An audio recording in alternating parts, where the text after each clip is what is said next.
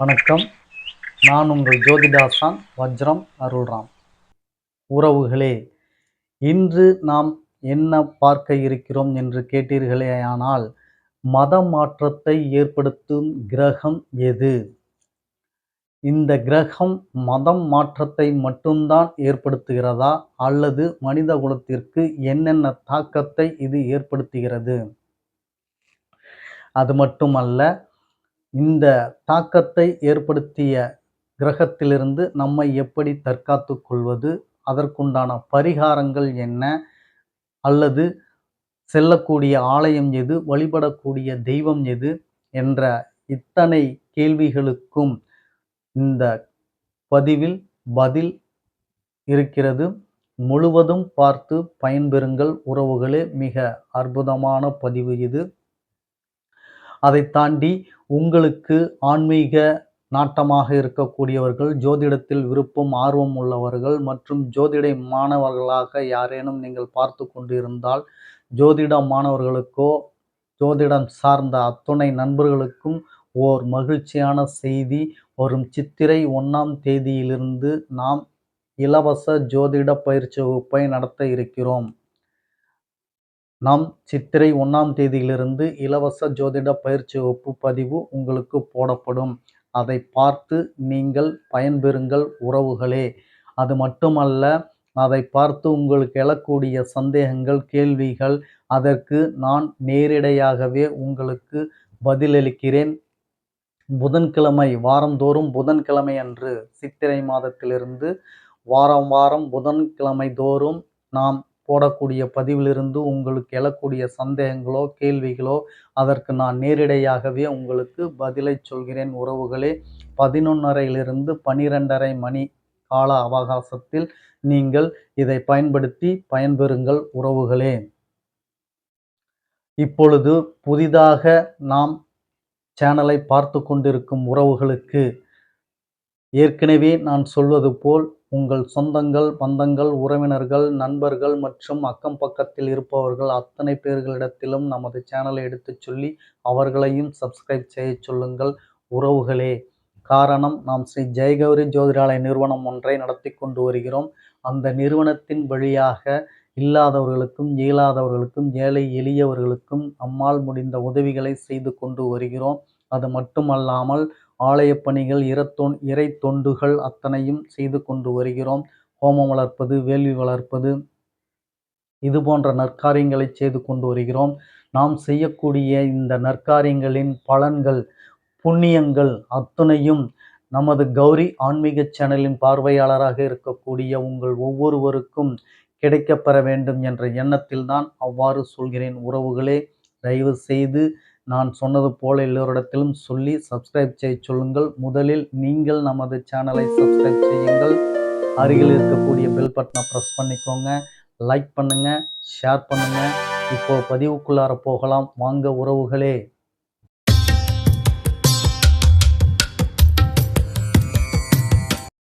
உறவுகளே, மத மாற்றத்தை ஏற்படுத்தும் கிரகம் எது என்று கேட்டீர்கள் என்றால், கிரகங்கள் இருப்பது 9 கிரகங்கள் தான். அந்த 9 கிரகத்தில் 2 கிரகங்கள் ராகு, கேது இவர்கள்தான் மத மாற்றத்தை ஏற்படுத்தி தரக்கூடிய கிரகங்கள். இந்த கிரகங்கள் கொடிய கிரகம், பாவ கிரகம் என்று சொல்வார்கள். ஆனால் இவைகள் பாவ கிரகங்கள் என்று வைத்து கொண்டாலும் இவர்கள் நற்பலன் கொடுக்க வேண்டும் என்று நல்ல நிலையில் ஒருவரின் ஜாதகத்தில் அமர்ந்துவிட்டால் இவர்களைப் போல் மற்ற கிரகங்கள் நற்பலன்களை கொடுக்க முடியாது. ஆனால் அந்த அமைப்பில் இவர்கள் அமர வேண்டும். அப்படி என்றால் அப்பேற்பட்ட ஒரு யோகத்தையும் அதிர்ஷ்டத்தையும் புகழ், அந்தஸ்து, கௌரவம் அத்தனையும் உங்கள் காலடியில் கொண்டு வந்து சேர்க்கக்கூடிய ஒரு மிகப்பெரிய பலம் வாய்ந்த கிரகம்தான் இந்த ராகு கேதுக்கள்.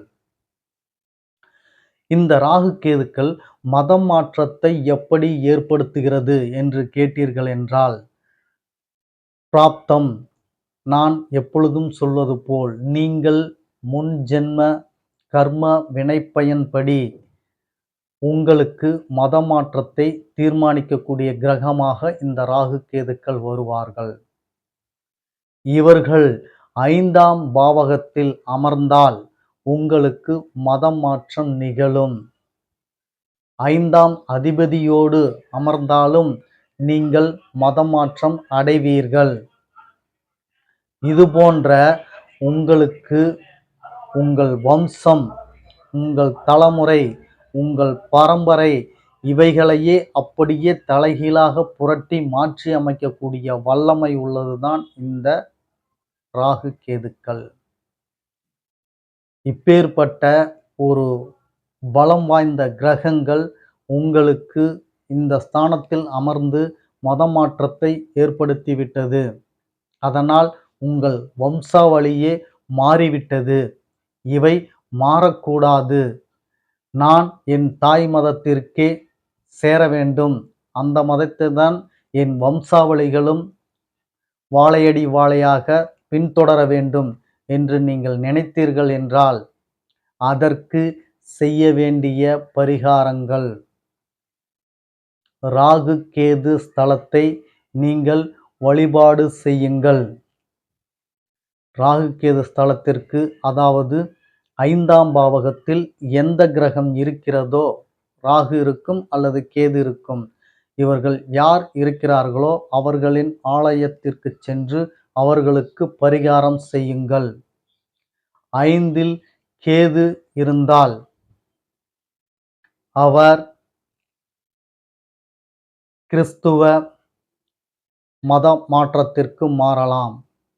5இல் ராகு இருந்தால் அவர் முஸ்லிம் மத மாற்றத்திற்கு மாறலாம். இப்படி சிலர் சொல்கிறார்கள். இதை அப்படியே மாற்றி சிலர் சொல்கிறார்கள். ராகு கிறிஸ்துவ இனத்தையும் கேது முஸ்லிம் இனத்தையும் தழுவும் என்று இப்படியும் சிலர் சொல்கிறார்கள். எது எப்படியோ நம் கூற்றுப்படி நாம் அறிந்த வகையில் கேது கிறிஸ்துவ நிலையும் ராகு முஸ்லிம் நிலையும் தரக்கூடிய நிலைதான் சரியாக வருகிறது என்பதை நீங்கள் அறிந்து கொள்ள வேண்டும். உங்கள் ஜாதகத்தில் அந்த அமைப்பு இருந்தால் நீங்கள் சோதனை செய்து கொள்ளுங்கள் உறவுகளே. சரி, உங்களுக்கு பரிகாரமும் சொல்லியாச்சு. இந்த மாற்றத்தை ஏற்படுத்தக்கூடிய கிரகங்களையும் நீங்கள் தெரிந்து கொண்டீர்கள். இவர்களை நீங்கள் எங்கு சென்று வழிபட வேண்டும் என்றும் அந்த ஆலயத்தையும் சொல்லிவிடுகிறேன். ராகுவாக இருந்தால் திருநாகேஸ்வரம் செல்லுங்கள். கேதுவாக இருந்தால் கீழப்பெரும்பள்ளம் செல்லுங்கள். அங்கு சென்று தீபம் போட்டுதான் வழிபட வேண்டும். நீங்கள் எந்த கிரகத்திற்கு பரிகாரம் செய்ய சென்றீர்கள் என்றாலும் அந்த கிரகத்திற்கு முதலில் தீபம் போட வேண்டும். நல்லெண்ணெயில் தான் தீபம் போட வேண்டும். போட்டு ராகுவாக இருந்தால் உளுந்து தானம் செய்யுங்கள் அல்லது கருப்பு வஸ்திரம் அவருக்கு அணிவியுங்கள். கேதுவாக இருந்தால் கொள்ளு தானம் செய்யுங்கள். அவருக்கு பல வர்ண நிறம் அல்லது ரோஸ், பிங்க் கலர் ரோஸ் என்று சொல்லக்கூடிய அந்த வர்ணத்தை நீங்கள் அவருக்கு சாத்தி அவரை வழிபாடு செய்யுங்கள். உங்களுக்கு மிகப்பெரிய ஒரு எதிர்பாரா பலனையும் அதிலிருந்து உங்களுக்கு நிவர்த்தியும் தருவார். அதாவது உங்கள் தலைமுறையினருக்கு நீங்கள் பிராப்தம் எடுத்து வந்துவிட்டீர்கள். உங்களது பிராப்தத்தை மாற்ற இயலாது. உங்கள் சந்ததிகளுக்கு இந்த மதமாற்ற நிகழ்விலிருந்து விடுபடு செய்து விடுவார். உங்கள் சந்ததிகள் இந்த மதம் வேண்டாம் என்று அவர்கள் தாய் மதத்திற்கே திரும்பி விடுவார்கள். அப்பேற்பட்ட அற்புதத்தை இந்த கிரகங்கள் நிகழ்த்தும். அது மட்டுமல்ல, எல்லாவற்றிற்கும் மேலான என் அப்பன் திருச்சிற்றம்பலம் அவர்களை நீங்கள் வணங்கி வாருங்கள். அவரின் அனுக்கிரகத்தால் இந்த ராகு கேதுகளுக்கு ஆணையிட்டு உங்களது கோரிக்கைகளை கட்டாயம் நிறைவேற்றி தருவார் உறவுகளே. சரி, இந்த கிரகங்கள் இது மட்டும்தான் தருகிறதா என்று கேட்டீர்கள் என்றால், இந்த கிரகங்கள் ஒருவருக்கு உடலில் ஏற்படக்கூடிய உபாதைகள் தருவார். அதாவது சந்திரனோடு இணைந்து விட்டால், கேது இணைந்து விட்டால் அந்த ஜாதகரின் தாய் படாத அவஸ்தைகளை பட்டு தீர வேண்டும். அது மட்டுமல்ல, நோய் உபாதையிலிருந்து, அவமானத்திலிருந்து, திருட்டுப்பழி, ஏதாவது குற்றப்பழிகளை சுமக்க வேண்டும், வீண் சண்டை வழக்கை சந்திக்க வேண்டும், ஜாதகருக்கும் தாயாருக்கும் கருத்து வேறுபாடுகள் இருக்கும், தாயை அடிக்கக்கூடிய நிலையெல்லாம் இந்த ஜாதகர் செய்வார். இது போன்ற ஒரு நிலையை எல்லாம் ஏற்படுத்தி தரக்கூடிய மிக மிக ஒரு கொடிய கிரகம் என்று கூட சொல்லலாம். சந்திரனும் கேதும் இணைவு பெறக்கூடாது. அதேபோல் ராகுவும் சூரியனும் இணையக்கூடாது. ராகும் சூரியனும் இணைந்திருந்தால் தந்தையும் மகனும் அடிதடி உதை என்று அவ்வளோ நிலைக்கு ஆளாவார்கள். ஏட்டா போட்டி, கருத்து வேறுபாடு, இது போன்ற நிலை, அல்லது பிரிந்து செல்வார்கள். இது போன்ற நிலையெல்லாம் ராகுவும் சூரியனும் இணைந்திருந்தால் இந்த நிலையை தருவார்கள். இப்படி மனித குலத்திற்கு இது போன்ற தீங்குகளையும் இந்த ராகு கேதுக்கள் தரும். இந்த ராகு கேதுக்கள் தீங்குகளை பற்றியே சொல்கிறீர்களே ஐயா, இவைகள் நல்லது செய்யாதா? எங்களுக்கு நல்லது கேட்க வேண்டும் என்று எங்கள் காதில் விழாதா என்று நீங்கள் பலர் நினைக்கலாம். அதையும் சொல்கிறேன் உறவுகளே. இந்த ராகு கேதுக்கள் உங்களுக்கு 9லோ லக்னத்திலோ சுபகிரகமான குருவின் பார்வையால் அல்லது குருவோடு அமர்ந்திருந்தால் உங்களுக்கு சிறப்பான ஒரு யோகத்தை தரும். அந்த குரு பகவான் உங்களுக்கு 5ஆம் அதிபதியாகவோ 9ஆம் அதிபதியாகவோ இருந்து இந்த ராகு கேதுக்களை பார்க்க வேண்டும். இல்லாவிட்டால் லக்னத்திலே ராகு கேதுக்களோடு அமர வேண்டும். அப்படி அமர்ந்தால் உங்களுக்கு கோடீஸ்வர யோகம், குபேர யோகம் என்று சொல்லக்கூடிய புகழ், அந்தஸ்து, கௌரவம், செல்வாக்கு அத்துணையும் கொட்டி கொடுப்பார்கள். நீங்கள் எதிர்பாராத வகையில் அவ்வளவு மகத்துவம் வாய்ந்த கிரகம் என்று கூட இந்த கிரகங்களை சொல்லலாம். எனவேதான் நான் அடிக்கடி உங்களுக்கு சொல்வது, எந்த கிரகமும் தீய கிரகம் இல்லை, எந்த கிரகமும் நல்ல கிரகமும் இல்லை. உங்கள் லக்னத்தின் அடிப்படையில் கிரகங்கள் நல்ல கிரகமாகவும் தீய கிரகமாகவும் நிர்ணயிக்கப்படுகிறது. அதை நீங்கள் முதலில் புரிந்து கொள்ளுங்கள். உறவுகளே, இன்று உங்களுக்கு ஒரு சிறப்பான பதிவை சொல்லியிருக்கிறேன் என்ற மகிழ்ச்சி என்னுள் இருக்கிறது.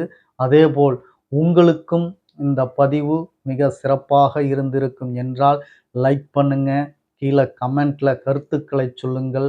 நான் உங்களிடத்திலிருந்து கருத்துக்களை மிகவும் எதிர்பார்க்கிறேன், வரவேற்கிறேன். சிலர் என்னை நேரடியாக அலைபேசியில் தொடர்பு கொள்கிறார்கள்.